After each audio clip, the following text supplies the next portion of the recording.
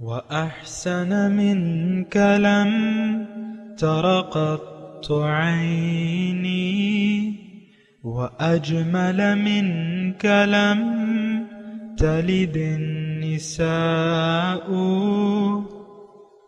خلقت مبرأ من كل عيب خلقت مبرأ من كل عيب كأنك قد خلقت كما تشاء كتاب أنزلناه إليك مبارك ليدبروا آياته وليتذكر أولو الألباب. یہ کتاب برکت والی ہے جسے ہم نے آپ کی طرف نازل فرمایا ہے تاکہ دانش مند لوگ اس کی آیتوں میں غور و فکر کریں اور نصیحت حاصل کریں. اللہم صلی علی سیدنا محمد وعلی آل سیدنا محمد بعدد کل ذرۃ مئۃ الف الف مرۃ. سامعین و ناظرین کرام، السلام علیکم ورحمۃ اللہ وبرکاتہ. سامعین کرام، سورہ الفرقان آیت نمبر 2. آج کا سبق کا موضوع یہ ہے کہ کیا اللہ تعالیٰ کے ساتھ کوئی اور مقصد زندگی ہو سکتا ہے.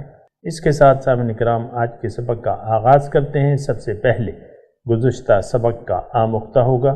بسم اللہ الرحمن الرحیم. اللہ کے نام سے شروع جو نہایت مہربان ہمیشہ رحم فرمانے والا ہے. تبارک الذی نزل الفرقان على عبده لیکون للعالمین نذیرا.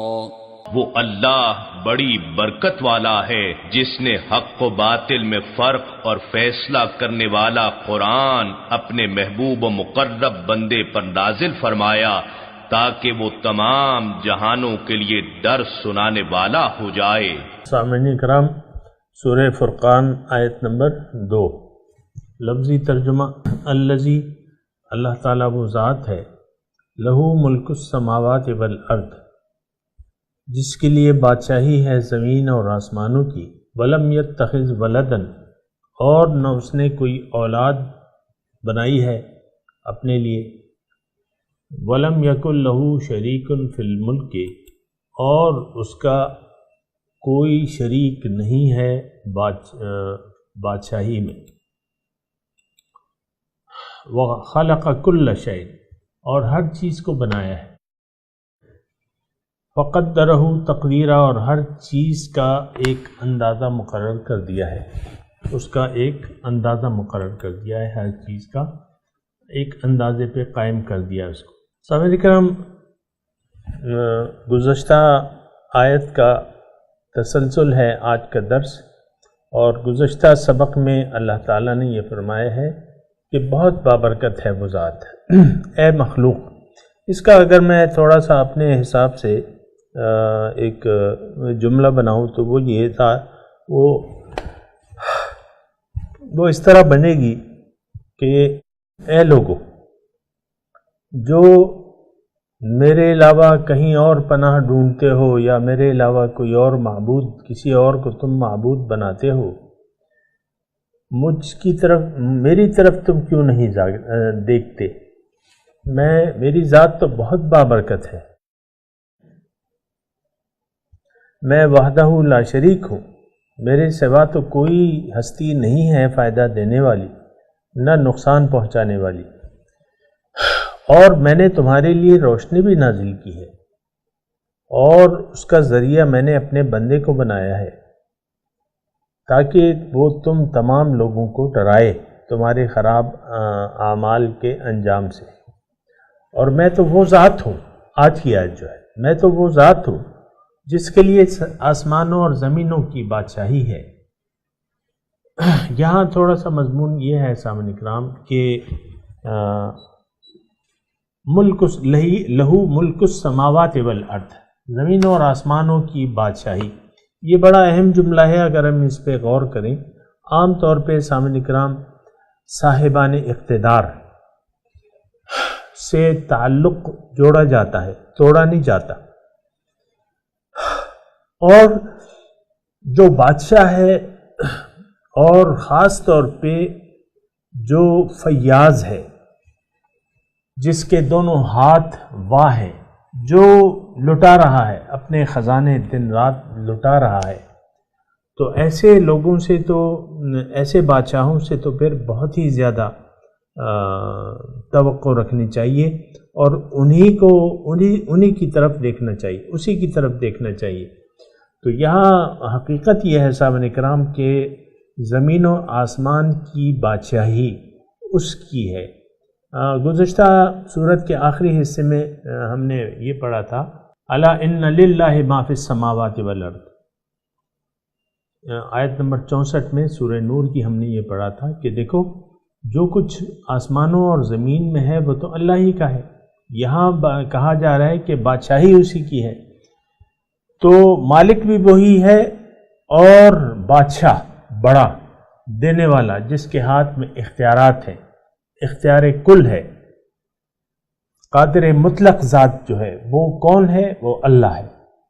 تو یہ خاص طور پہ صاحبان کرام وہ لوگ جنہوں نے اللہ تعالیٰ کے علاوہ اور کوئی در ڈھونڈے ہوئے ہیں، ان سے یہ کہا جا رہا ہے کہ بھئی در تو ایک ہی ہے، دینے والی ذات جو ہے وہ تو ایک ہی ہے، قادر مطلق ذات ایک ہی ہے، تمام خزانوں کی مالک جو ہے وہ تو ایک ہی ہے، بادشاہ ایک ہی ہے۔ اب تمہارا کسی اور طرف دیکھنا بنتا نہیں ہے کہ تم کسی اور سے توقعات لگا لو، یا کسی اور کی طرف دیکھو، یا کسی اور کا کہنا مانو، یا کسی اور کو چاہنے لگو۔ یہ بنتا نہیں ہے، بادشاہی تو اسی کی ہے، آسمانوں اور زمینوں کی بادشاہی۔ یہ ایک ایسا جملہ ہے سامعین کرام، ہم تو قرآن میں بہت زیادہ اس کی تکرار ہوئی ہے، لہو ملک السماوات والارض للہ ما فی السماوات والارض۔ یہ جملے جو ہیں آپ کو جا بجا ملیں گے، اور یہ اصل علاج ہے ہمارا سامعین کرام۔ اگر ہم غور و فکر، قرآن میں غور و فکر اور تدبر سے کام لیں، اور مالک حقیقی، مالک کل، قادر مطلق ذات کو محسوس کریں۔ دیکھیں میں آپ کو ایک عام بات بتاتا ہوں جو ہم سب کے ساتھ پیش آئی ہے۔ ہم نے تقریباً، ہمارا وجود جو تھا وہ پہلے ماں کے پیٹ میں تھا، ماں کے پیٹ میں تھا، جہاں نہ کوئی روشنی تھی اور نہ کوئی غذا ایسے باہر سے آ سکتی تھی۔ آج کل تو ہم ادھر ادھر منہ مان لیتے ہیں نا۔ ماں کے پیٹ میں نہ روشنی تھی، نہ ہوا تھی، نہ غذا تھی، اور انسان کے لیے تو یہ ساری چیزیں ضروری ہیں۔ تو اللہ تعالیٰ نے ہمیں 9 ماہ جو ہے ماں کے پیٹ میں رکھا ہے، ہمیں بنایا ہے، ہماری صورت گری کی ہے۔ یہ ایک ایسی بات ہے سامنے کرام جو ہم سب اس مرحلے سے گزر چکے ہیں۔ میں آپ کے سامنے ابھی بیٹھا ہوں، 5 فٹ 9 انچ میرا قد ہے، اور تو میں جناب سب سے پہلے جو میری ابتدا ہے وہ ایک پانی کی ایک بوند سے میری ابتدا شروع ہوئی ہے۔ خلق الانسان من نطفہ، ایک نطفے سے میری ابتدا ہے، میرے ظاہری جسم کی ابتدا ہے۔ پھر آہستہ آہستہ جو ہے وہ بوٹی بنا، بوٹی سے پھر ہڈیاں بنا، ہڈیوں پہ پھر گوشت چڑھا، فَكَسَوْنَا الْعِظَامَ لَحْمًا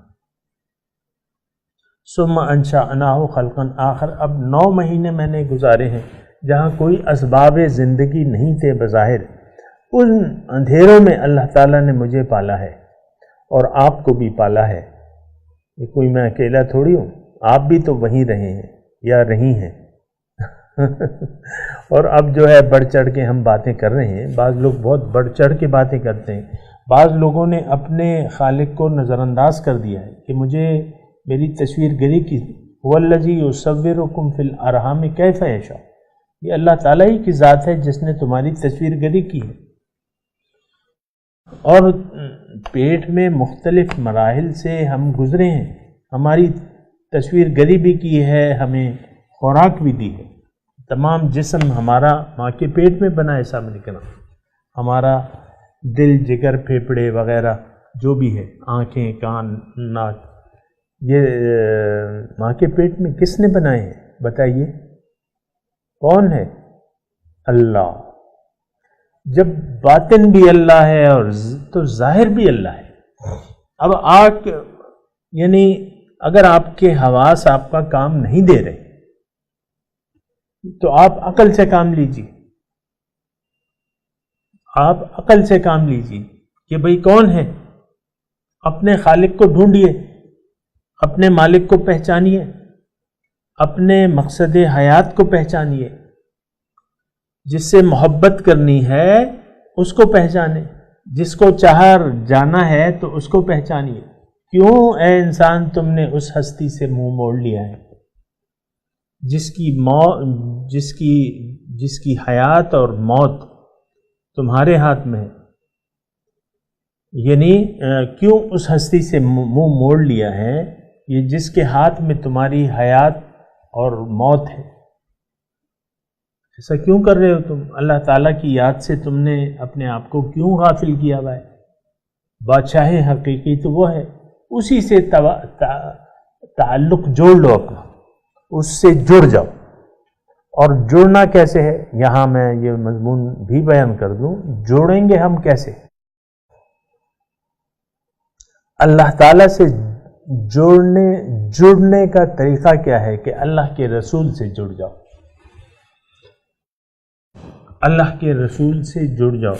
اس وقت جو میں تو اپنے حضور کی بات کروں گا صلی اللہ علیہ وسلم، بے شک اب آج وہی ذات ہے ایک جس سے جڑ کے ہم اللہ سے جڑ سکتے ہیں. یہ بات یاد رکھیں. اگرچہ ہماری ایسی کوئی سوچ نہیں ہے کہ رسول سے جڑ جانا، رسول سے تو ہم نے اپنے تعلق کاٹ لیے ہیں. اللہ رسول سے تو ہم کٹ چکے ہیں. یہ تو دیکھیں یہ تو ایک خاص انداز سے اپنے آپ کو آپ جوڑیں گے. آپ رسول سے یعنی اس وقت میں ابھی اس معاشرے کی بات کر رہا ہوں جس میں میں اور آپ رہ رہے ہیں. اس وقت ہم نے اپنے آپ کو اپنے رسول سے محمد صلی اللہ علیہ وسلم سے کاٹ لیا ہے، تعلق کاٹ لیا ہے. حضور صلی اللہ علیہ وسلم سے ہمارا کوئی تعلق نہیں ہے روحانی طور پہ. اور ایسے لوگوں سے جب قبر میں حضور کے بارے میں سوال کیا جائے گا کہ پہچانو یہ کون ہے، ما کنت تقول فی ھذا الرجل، کیا کہتے ہو تم اس آدمی کے، اس شخص کے بارے میں؟ تو یہ ایسے لوگ جنہوں نے یہاں نہیں پہچانا اور ان سے تعلق نہیں جوڑا، وہ جواب نہیں دے سکیں گے، اس کو وہ نہیں پہچان سکیں گے. تو بات بہت زیادہ ضرورت ہے اس بات کی کہ ہم یہاں اپنے رسول کو پہچان لیں، رسول سے ایک تعلق جوڑ لیں اور رسول کو دل میں بسا لیں، اپنے نبی کو دل میں بسا لیں. ہاں ان کو دل میں بسا لیا ہم نے، دل مدینہ بنا لیا ہم نے. تو صحابہ کرام یہ ساری باتیں ہیں اور ہو سکتی ہیں اور ہونی چاہیے. میرا اور آپ کا قلبی تعلق جو ہے وہ حضور سے ہونا چاہیے.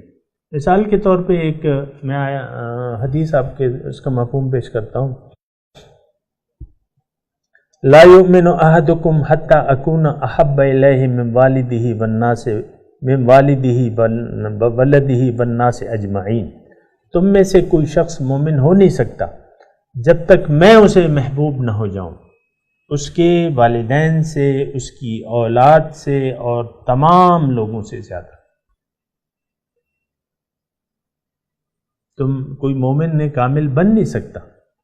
اور آج اگر ہم اپنے دلوں کو ٹٹولیں تو یہاں دیگر چیزوں کی یعنی اگر نہیں ہے تو آقا کی محبت نہیں ہے، آقا کی محبت نہیں ہے، دیگر چیزوں کی محبتیں تو موجود ہیں، اور وہ کون سی چیزیں ہیں؟ وہ تو باطل ہیں، وہ تو فانی چیزیں ہیں۔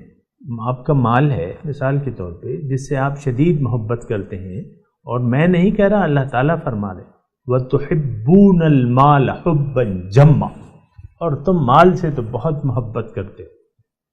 وَإِنَّهُ لِحُبِّ الْخَيْرِ لَشَدِيدٌ، اور یہ خیر کی محبت میں بہت زیادہ شدید اس کا ایک تعلق ہے۔ خیر ہر جگہ ظاہری خیر ٹٹولتا پھرتا ہے۔ وَإِنَّهُ عَلَى ذَلِكَ لَشَهِيدٌ، اور اس پہ یہ گواہ بھی ہے کہ ہاں ایسا ہی ہے۔ تو بہرحال دیکھیں، حضور صلی اللہ علیہ وسلم کی محبت جو ہے وہ یعنی یہ ایک کام ہے جو آپ نے کرنا ہے اپنے ایمان کو کامل کرنے کے لیے، کہ آپ نے صرف حضور کی ذات، مخلوقات میں سب سے زیادہ محبوب آپ کو حضور کی ذات ہونی چاہیے۔ حدیث میں نے آپ کو سنا دی، لیکن ایسا نہیں ہے، اور نہ ہم جو حضور صلی اللہ علیہ وسلم کے فرامین ہیں اس کی ہم کوئی پرواہ کرتے ہیں۔ یہ ایک سچی بات ہے اور ایک کڑوا سچ ہے کہ حضور صلی اللہ علیہ وسلم نے جو کچھ فرمایا ہے ہمارا اس پہ یقین نہیں ہے۔ لیکن یقین تو وہ ہوتا ہے، تھوڑا سا میں آپ کو بتاؤں کہ غزوہ احد ہے یا غزوہ بدر ہے، میں اس وقت بھول رہا ہوں، لیکن حضور صلی اللہ علیہ وسلم نے سب بستی کی اور صفیں یعنی برابر کر دی اور پھر دعوت قتال دی کہ سارعوا الی مغفرۃ من ربکم وجنۃ عرضھا کعرض السماء والارض، جلدی کرو، سارعوا، جلدی کرو اس اللہ کی مغفرت اور اس کی جنت کی طرف، جس کی چوڑائی جو ہے زمین اور آسمان کے برابر ہے۔ ایک صحابی تھے، وہ ان کے ہاتھ میں چند کھجوریں تھیں اور وہ کھا رہے تھے۔ انہوں نے جب حضور کی زبان سے یہ الفاظ سنے تو حضور سے پوچھا کہ حضور واقعی میں جب شہید ہو جاؤں گا جنت میں جاؤں گا؟ کہا ہاں ایسا ہی ہے۔ تو انہوں نے سوچا کہ بھئی یہ میں کھجوریں جو میرے ہاتھ میں ہیں یہ بھی میں چبا رہا ہوں، کھا رہا ہوں، جب میں اس سے فارغ ہوں گا پھر لڑوں گا اور پھر جاؤں گا جنت میں، یعنی یہ کھجوریں تو رکاوٹ ہیں میری شہادت کی راستے میں۔ انہوں نے کھجوریں پھینک دی اور گئے اور حملہ کیا اور شہید ہو گئے۔ یہ یقین ہے سامنے کرام، ہاں اپنے نبی کی بات پر یقین۔ اور حضور صلی اللہ علیہ وسلم کو تو یہ خطاب یعنی مشرکوں نے دیا ہوا تھا، صادق الامین، اور تو یعنی آپ ایک طرف ان کے درجات رکھیں نا، لیکن تو ہم افسوس کی بات یہ ہے کہ ہم ان کو صادق الامین نہیں قرار دیتے ان کی باتوں کو، حالانکہ ایسی یعنی ایسا نہیں ہے جیسا کہ ہم سوچتے ہیں۔ حضور صلی اللہ علیہ وسلم کی ساری باتیں سچی ہیں اور قابل عمل ہیں، وہ دین ہے۔ حضور کی باتیں جو ہیں وہ دین ہیں، ہمیں دین سکھاتے ہیں۔ تو بہرحال حضور کی ذات سے ایک تعلق جوڑ لینے سے کام بنے گا، اور میں آپ کو اس کا تھوڑا سا اس کا اشارہ کر دوں۔ آج کے زمانے میں یہ مقام ہم کیسے حاصل کریں گے؟ عاشق رسول کا یہ جو عہدہ ہے یہ ہم کیسے حاصل کریں گے؟ یہ آپ کو ایک عاشق رسول ڈھونڈنا ہوگا، ایک ایسا شخص ڈھونڈنا ہوگا جس کا دل حضور کی محبت سے جگمگا رہا ہے۔ اس سے پوچھنا ہوگا، یہ اشارتاً میں آپ کو بتا رہا ہوں، اس سے پوچھنا ہوگا فَاسْأَلُوا أَهْلَ الذِّكْرِ إِن كُنتُمْ لَا تَعْلَمُونَ۔ دیکھیں جس کے پاس جس کے دل میں نور نبی جگمگا رہا ہے، اور یہ بات میں اپنے آپ سے نہیں کہہ رہا، حضور صلی اللہ علیہ وسلم فرماتے ہیں کہ انا من نور اللہ والمؤمنون کلہم من نوری، میں اللہ کے نور سے ہوں اور مومن میرے نور سے ہیں، ان کے دلوں میں بھی میرا نور جگمگا رہا ہے۔ جو سچا مومن ہے ان کے دل میں بھی میرا نور جگمگا رہا ہے، ان کا سینہ بھی میرے نور سے منور ہے۔ تو ایسا آپ نے شخص تلاش کرنا ہے جو آپ کی رہنمائی کرے، عشق نبی کی طرف آپ کی رہنمائی کرے، یا آپ کا تزکیہ نفس کرے، وَيُزَكِّيهِمْ، آپ کا تزکیہ نفس کرے، قرآن اور سنت کی طرف آپ کی رہنمائی کرے۔ اس میں یہ طریقہ کار ہے سامعین کرام، ورنہ تو پھر دل خالی رہ جائے گا۔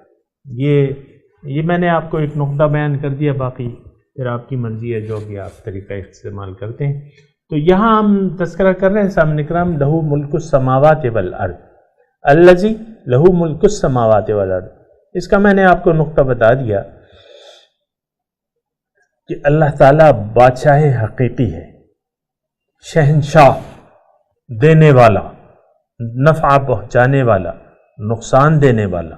یہ دونوں کسی اور کے نقصان سے نہیں ڈرنا چاہیے، یا کسی اور سے فائدے کی امید نہیں لگانی چاہیے۔ مٹی سے یعنی اور کوئی ذات ہے ہی نہیں سامعین کرام۔ سچی بات تو یہ ہے کہ نفع دینے کے قابل حقیقی کوئی ذات ہے ہی نہیں، کسی ذات کا وجود ہی نہیں ہے۔ تو اس ذات سے کیوں تم تعلق جوڑ رہے ہو؟ اور پھر آگے سامعین کرام، وَلَمْ يَتَّخِذْ وَلَدًا، اس کا کوئی بیٹا نہیں ہے۔ یعنی مختلف شرک کی مختلف انداز ہوتے ہیں۔ بعض لوگوں نے، عیسائیوں نے عیسیٰ علیہ السلام کو بیٹا بنا لیا، ان سے توقعات وابستہ کر لی اور ان کو خدائی کے مرتبے تک نہیں۔ لم یتخذ ولد، کوئی بیٹا نہیں ہے اس کا۔ ولم یکن لہ شریک فی الملک، اس کا بادشاہی میں کوئی شریک بھی نہیں ہے۔ یہ بھی بات ذہن نشین ہونی چاہیے۔ لم یکن لہ شریک فی الملک، اس کا بادشاہی میں کوئی شریک نہیں ہے۔ وخلق کل شیء،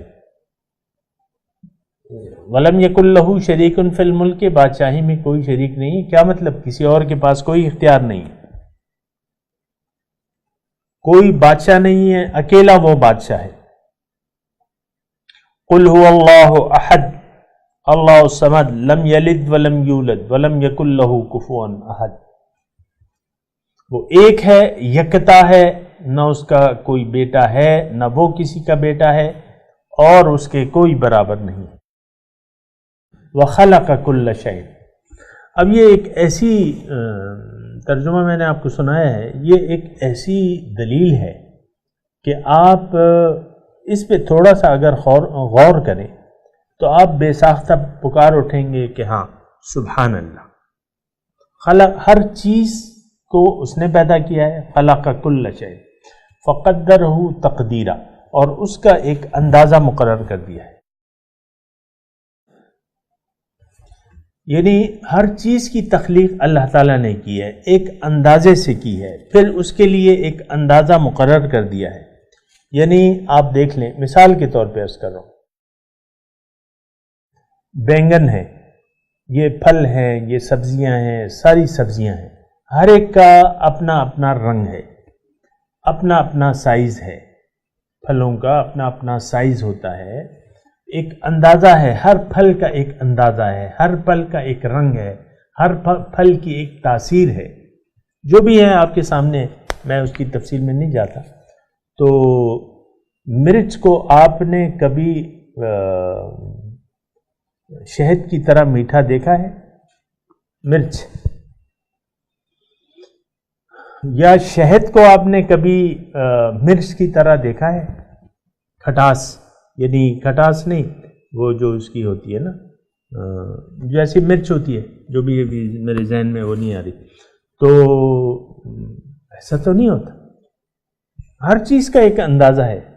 بھنڈی ہے، وہ کبھی آلو کی طرح اس کا ذائقہ ہو سکتا ہے، بھنڈی کا اپنا ذائقہ ہے، اپنا ایک رنگ ہے، اپنے ایک اس کی ایک تصویر ہے۔ کبھی آپ نے بھنڈی کو آلو کی طرح بنا ہوا دیکھا ہے؟ آلو کی طرح یا بینگن کی طرح گول مڈول بھنڈی کبھی دیکھی ہے آپ نے؟ یہ میں ایک مثال دے رہا ہوں آپ کو۔ ہر چیز کا اس کائنات میں ایک اندازہ ہے، اور اس کے لیے یعنی ایک ساری چیزوں کا ایک تناسب ہے، اور اس کی ایک خاصیت ہے، اس کی ایک بناوٹ ہے، اس کا ایک رنگ ہے۔ تو اللہ تعالیٰ نے ہر چیز کو پیدا کیا ہے۔ اس کا مطلب کیا ہے؟ اس کا مطلب یہ ہے سامعین کرام کہ اللہ تعالیٰ ہی وہ قادر مطلق ذات ہے جو یہ تمام کام کر رہی ہے۔ تو اس سے اس کی قدرت کا پتہ چلتا ہے، اس سے اس کی خلاقیت کا پتہ چلتا ہے، اس سے اس کی جو دین ہے پتہ چلتا ہے۔ ہر چیز کو اس کے کمال تک پہنچانا اس کا کام ہے۔ اے انسان، تمہیں تمہارے کمال تک کون پہنچائے گا؟ اگر تم اللہ تعالیٰ سے اپنا تعلق کاٹ لو گے، تم تو آئے ہو یہاں کمال حاصل کرنے کے لیے، اگر اللہ سے تم نے اپنا تعلق کاٹ لیا اور اللہ تعالیٰ سے اپنا تعلق تم نے نہ جوڑا، یا اللہ والوں سے تم نہ ملے، تو پھر تمہیں کمال تک کون پہنچائے گا؟ تم تو اپنے ذہن تو تمہارا اس قابل نہیں ہے کہ تمہیں اپنے کمال تک پہنچا دے۔ تو اللہ تعالیٰ تمہیں اپنے کمال تک اب پہنچائے گا۔ تمہارے لیے ایک اندازہ، ایک کمال اس نے، توجہ کریں سامعین اکرام، تھوڑی سی وقت اختتام پذیر ہے۔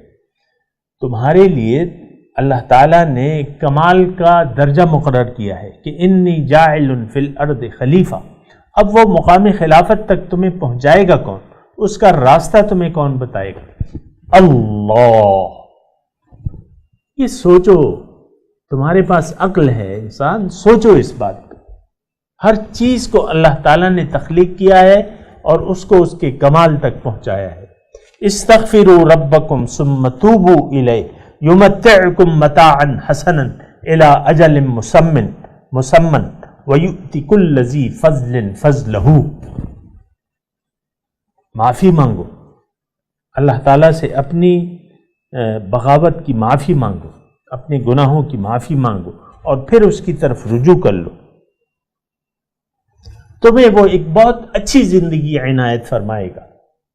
یمتعکم متاعا حسنا الی اجل مسمى۔ ہم تو کہتے ہیں ہم تو بندگی کریں گے تو ہم خراب ہو جائیں گے، ہم برباد ہو جائیں گے۔ ایسا نہیں ہے، ایک بہت اچھی زندگی اللہ تعالیٰ وعدہ فرما رہا ہے۔ یمتعکم متاعا حسنا الی اجل مسمى ویؤتی کل ذی فضل فضلہ، اور ہر صاحب فضیلت کو اس کے بام عروج تک پہنچائے گا۔ یہ اللہ ہے، اللہ ہی سے تعلق جوڑ لو، اللہ ہی کو چاہو، اللہ ہی کو معبود بنا لو، اللہ ہی کو مقصود بنا لو، اللہ ہی کو محبوب بنا لو، اللہ ہی کو مطلوب بنا لو۔ سامنے کا میں تلاوت کرتا ہوں، میرے ساتھ دہرائیے۔ اعوذ باللہ من الشیطان الرجیم، بسم اللہ الرحمن الرحیم، الذی لہ ملک السماوات والارض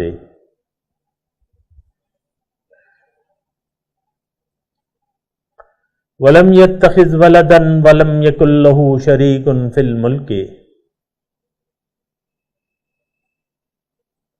وخلق كل شيء فقدره تقدیرا۔ ترجمہ سنا دے۔ الذی لہ ملک السماوات والارض،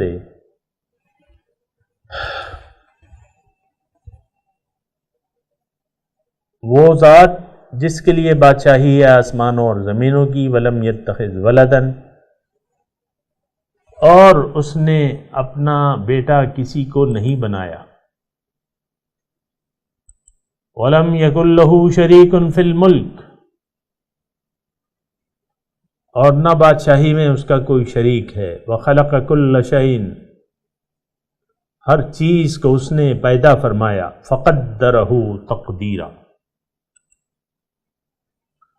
اور ایک اندازے پر قائم کر دیا، اس کے لیے ایک اندازہ مقرر کر دیا۔ سامعین کرام، اب ان آیات کی تلاوت اور ترجمہ۔